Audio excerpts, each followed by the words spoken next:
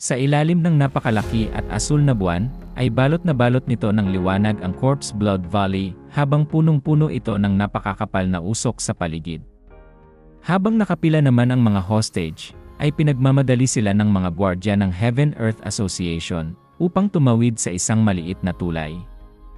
Naiinis naman si Mokyo-chan dahil nakarating na nga sila sa lugar na ito kahit pa siya ay walang malay sa halos 2 linggo at nagtataka pa din ito kung saan nga sila papunta. Nagulat naman siya nang mayroon itong makita sa kanyang unahan. Nakita niyang nagmamasid-masid sa paligid si Jungwon. Kaya't nagmamadali ito at hinawi niya ang mga tao sa kanyang daraanan para tawagin lang si Jungwon. At dahil sa ingay na kanyang ginawa ay napansin siya ng isang gwardya at pinalo siya sa kanyang likuran at sinabing maglakad siya ng tahimik lang. Masyado pa din siyang naiinis at pinigilan pa nila ang kanyang inner energy at hindi man lang sila makapag-explain ng maayos kung saan ba sila tutungo. Napansin naman ni Jungwon si Yuchon na litong-lito, ngunit hindi naman niya ito pinansin. Sa pagmamasid-masid din niyang ito ay nakita niya ang Forbidden Pathlock. Mayroon pa siyang nakitang isang karayom na nasa leeg ng isa pang hostage, at nagtataka si Jungwon kung ito ba ang nakakaharang sa kanilang circulation ng inner energy. Hindi lang si Mokyo-chon at siya ang mayroon nito, ang lahat ng mga hostage ay mayroong mga karayom sa kanilang likuran. Kaya't napapaisip na lang si Jungwon kung ano ba talaga ang layunin ng Heaven-Earth Association. Napatanong naman siya sa Blue Spirit kung ano ba talaga ang nangyayari. Hindi naman ito masagot ng Blue Spirit at hindi niya alam kung ano ang pinaggagawa ng kasalukuyang Heaven-Earth Association, at isang bagay lang ang kanyang nasisigurado, at ang mga bagay ngayon ay hindi nila ginawa nung nakaraan. Nagbabala naman ang Blue Spirit na mas mag-ingat pa si Jungwon, at hindi maganda ang kanyang nararamdaman dito. Habang nagsasalita naman ang Blue Spirit ay mayroon silang nakitang liwanag sa gilid. Kitang-kita pa rin ang napakalaking buwan at sa baba nito ay may bangin na kung saan makikita ang mga hostage at doon sila tinipon. Napapaligiran ito ng mga gwardya at sa di kalayuan ay makikita ang isang ilog na kung saan ito ay kanilang tinawid. Nakikita din ni Jungwon na sa kalagitnaan ng kanilang paglalakbay ay mayroong mga taong sumama sa kanila at lalo pa silang dumadami. Nasabi naman ng isang tao na may mask na ito na ang lugar kung saan sila susubukin. Kaya't nagulat ang lahat sa anunsyong ito habang tinitignan nila ang misteryosong tao na nasa taas. Kinakaba naman si Yuchon dahil magsisimula na nga ang kanilang pagsubok ngayon din at sabay-sabay pa silang lahat. Ipinakita naman ng taong nagsasalita sa taas ang isang marble na hawak niya sa kanyang kamay. Itinuro niya sa gawing kaliwa nito at sa lambak na iyon ay makikita ang marble na ito at pahabol pa niyang sinabi na kung sino ang makakahanap ng mga ito sa ibibigay nilang oras ay makakapasa sa pagsubok na ito.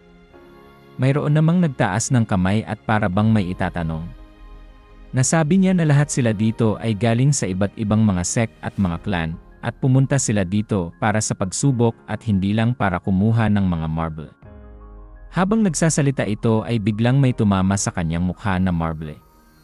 At itong atake ay galing sa taong nagsasalita sa taas, napatumba naman ang taong nagsasalita habang tumatalsik ang kanyang mga dugo.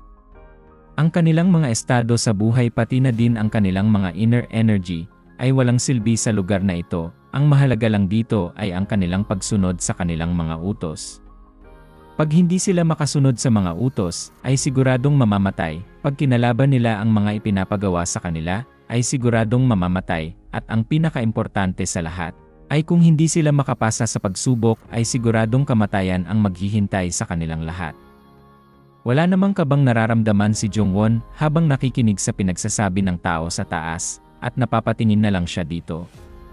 At nang matapos na ang speech ng taong nakamaskara, ay winelcome muli sila sa Corpse Blood Valley. Kasalukuyan ay makikita ang isang taong naglalakad. Galit na galit si Shaman Cho, at bakit hindi sinabi ni Son Yun na kinuha niyang disipulo si Jungwon. At wala naman itong silbi, sabi pa ni Son Yun habang siya nag-iisip pa ng mga posibleng solusyon. Hinding-hindi naman magagawa ng asosasyon na ipawalang bisa ang kanilang mga utos kapag binitawan na nila ito. Ang mga utos ng association leader ay hindi pwedeng ibaliwala dahil ito lang ang masusunod, kaya't wala silang magagawa kundi ang ipatupad na lang ito, habang naiinis naman itong sinabi ni Sonyon. Hindi lang naman maghihintay si Shaman Cho at nais niyang kausapin ang leader ng Corpse Blood Valley para palabasin si Jungwon, at hindi niya kayang mawalan ng isang tao na nahanap pa lang niya bilang isang disipulo, at napasagot naman si Sonyon, at higit pa sa kapakipakinabang ang batang iyon. Ang mga nagawa ni Jungwon ay hindi pa nagawa ng kahit na sino man sa association, dahil binuhay niyang muli ang Lunar Vein Sword Technique na nawala na 100 taon na ang nakalilipas. Galit na galit naman dito si Sonyon, at hindi niya maintindihan kahit ano pang gawin niyang pag-isip dito kung bakit sa Corpse Blood Valley pa sila magsasagawa ng pagsubok, at ito ay pinakamalalang lugar sa lahat. Bigla namang may sumagi sa kanyang isipan at sinabi niya kay Shaman Cho na baka sinusubok lang ng leader si Jungwon. Sa kanyang kamay ay makikita ang isang insenso na kanyang sinindihan pa lamang, at ito ay naging hudyat para sa pagsisimula ng pagsubok. Nang makita nila ito ay nagsimula na silang magsitakbuhan, at makikita sa kanilang mga mukha ang pagkalito at pagkasabik na makuha ang marbol. Ang insensong ito ay masusunog ng eksaktong kalahating oras, mayroon namang mas kakaunting mga marbles kaysa sa mga taong nandirito, kaya't kinakailangan nilang lahat na magmadali. Habang nagsisitakbuhan ang lahat, napansin naman ni Yuchon sa kanyang gawing kaliwa si Jungwon. Nakita niyang nakatayo lang si Jungwon at wala itong ginagawa sa gitna ng kaguluhan na nangyayari. Napapatanong naman si Yuchon sa kanyang sarili kung bakit nakatayo lang siya sa isang tabi. Wala naman na siyang pakialam kay Jungwon, at nagmadali na lang ito dahil kinakailangan niyang makahanap ng isang marbol, at kung hindi ay mamamatay siya.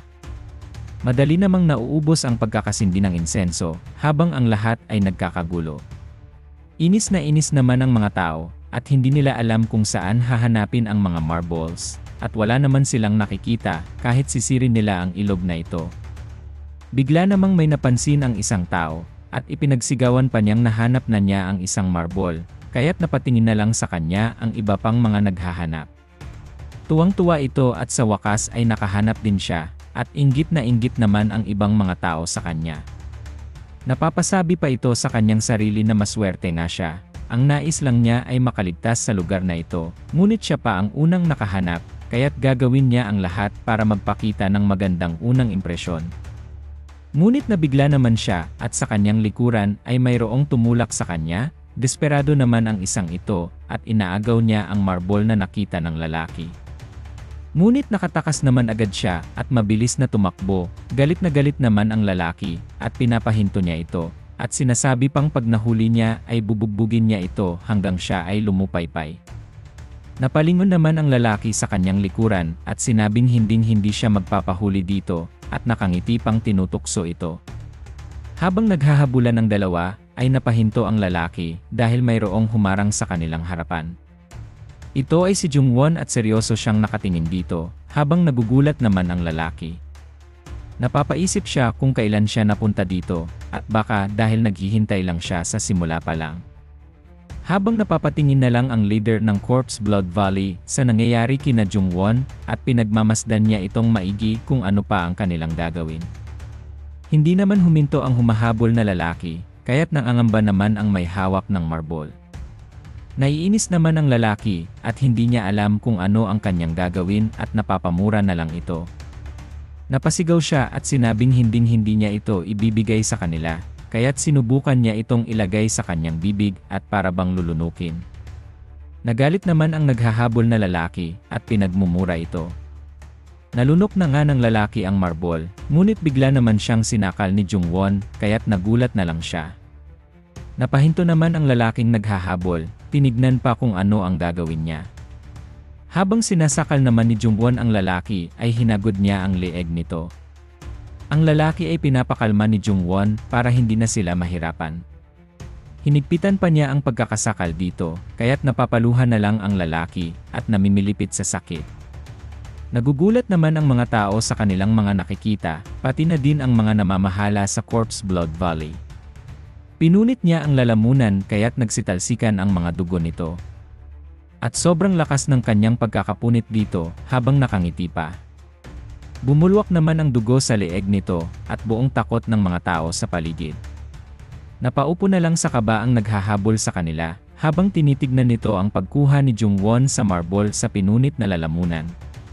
At sinimulan ni Jungwon na maglakad patungo sa taong nakamaskara, at ipinakita niya ang marble sa kanyang mga kamay habang ito ay duguan. Hindi makapaniwala ang leader at nandito na sa kanyang harapan si Jungwon, ngunit nakuha niya ang marble sa ibang paraan. At bigla namang napaisip ang Blue Spirit, na nakarating na nga sa lugar na ito ang taong hindi dapat napunta dito. Bigla namang isinigaw ng leader ng Corpse Blood Valley, na nakapasa na nga si Jungwon, at pangiti-ngiti lang itong nakahawak sa marble.